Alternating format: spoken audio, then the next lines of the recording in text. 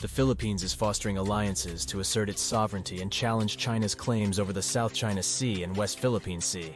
This week, the Philippines began MASA 2024, a marine aviation support activity exercise at Fort Bonifacio, the Philippine Army's national headquarters, to increase interoperability between the two nations' armed forces for military contingency operations, first aid, and disaster relief. The exercise aims to prepare and increase the efficiency of the Philippine Armed Forces by increasing their readiness and interoperability with international partners as a show to China. The SALACNIB 2024 exercise ended on June 10, 2024, at Fort Magsaysay, with the main goal of establishing a Joint Operations Center, JOC, at the fort. The two nations also established the Joint Pacific Multinational Readiness Center, Exportable, JPMRCX, providing real-time information sharing, joint planning, and execution of military operations between nations. This is another first for the Philippines and an important step in interoperability between the United States and the Philippines. China's threat in the region is due to its economic and military superiority, gray zone tactic, and intimidation of smaller countries.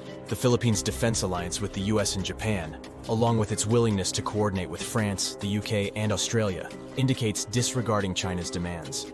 China criticizes the Philippines for bringing foreign elements into regional disagreements, making it appear as a bully in regional relations. The Philippines' close relations with regional powers are leveraging its unique advantage to frustrate China's strategy of intimidating smaller powers, making China look like a petulant child on the world stage. The Chinese announced a 60-day prison sentence for foreign trespassers in the South China Sea on June 15th, following the Scarborough Shoal incident in May.